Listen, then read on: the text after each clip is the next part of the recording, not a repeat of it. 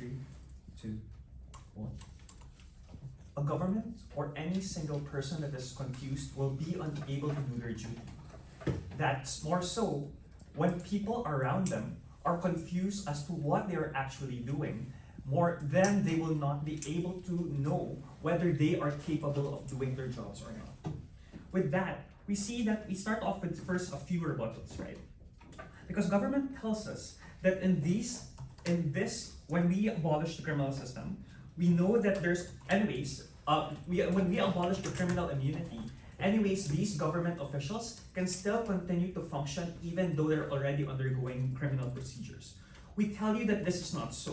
Why? Firstly, their reputation is already tarnished. Why is reputation already so important in such case? Because we know that politics is actually hinged upon the public image of a person, right? That the very reason as to how and why these people are put into position or put into power is because of the public image that they have built, whether they may be capable or famous, or whatever reason they may have come to the eyes of the public. The moment that you destroy this public image, then they cease to be able to do their duties in any way or form. We tell you that then no one will believe or listen to someone with such unruined reputation. Therefore, they would be unable to perform their function. This is as a sign as to the multiple attempts that will be done by any side or by the public to push for such criminal procedures against a person. Yes, I will take your point. If we buy our framing that there's a lot of cases, and if it's very serious thing, even if it's 10 very serious things, while in action as president, which are concerns of the people that should be going under it, and it does affect them, that's not true. We tell you that if the people are concerned with these multiple issues, there are other forms by which the people can raise such issues other than this criminal procedures. We tell you that such forms and such actions are already present in status quo through the presence of an opposition party that is able to voice those concerns in the current situation through the legislative branch and whatnot.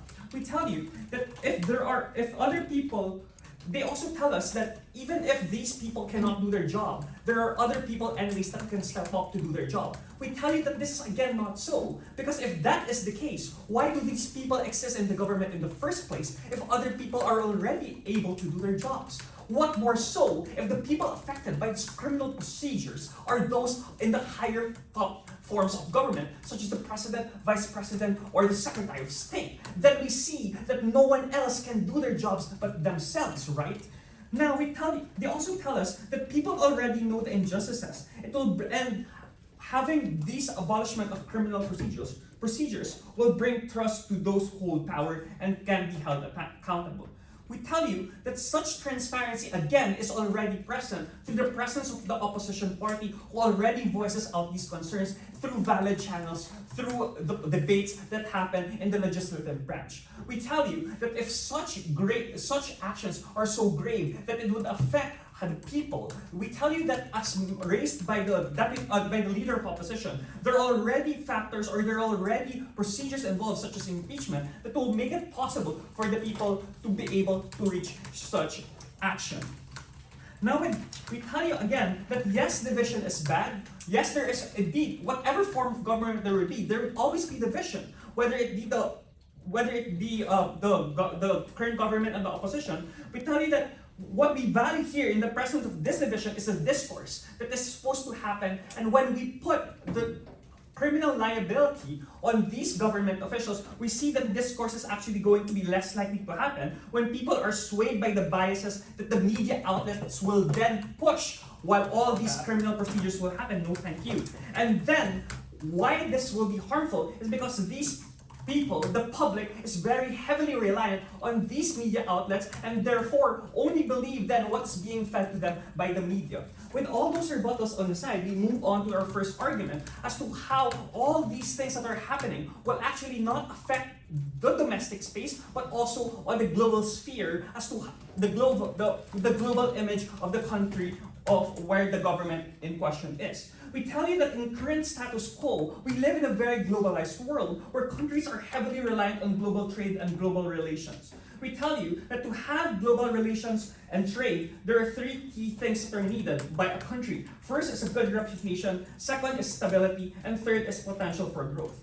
When we abolish criminal immunity, we then enable anyone, or literally anyone, to file cases against all of these government officials. Whether they be numerous cases, a single case, whatnot, anyone can file all these cases. Why is this harmful? We tell you that whether these criminal cases or these criminal accusations are true or not, we tell you that it will appear that the government, no thank you, are filled with criminals and or have those or have the propensity to do crime. Why is that harmful? We tell you that it is harmful because it actually gives the image that the government has a questionable moral high ground. Why is this harmful? Because as a country, governments around would want to deal or do business with countries that don't have a questionable, no thank you, don't have a questionable moral high ground because they seek the support also of their domestic populace, right? And then what they would want to maintain the domestic support so that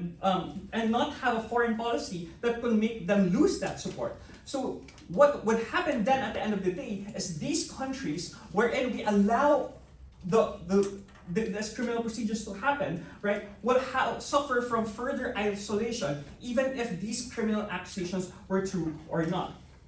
Secondly, we tell you that it will be harmful not only for the government as a whole, but for society at large, because having a reduction of this foreign investment, of foreign trade, and etc., will then be harmful because it will lessen job markets, it will lessen imports and exports, and totally linking to the harm to the people, we tell you that the function of government will slowly slide down because not only will they lose the support of the global sphere, but then they will also be too, as raised by the Prime Minister, they will already be too focused on saving face, on saving their reputation, rather than doing their actual jobs, and end up as a government that's not really think of the people, but only of themselves. With this, we're very proud to oppose.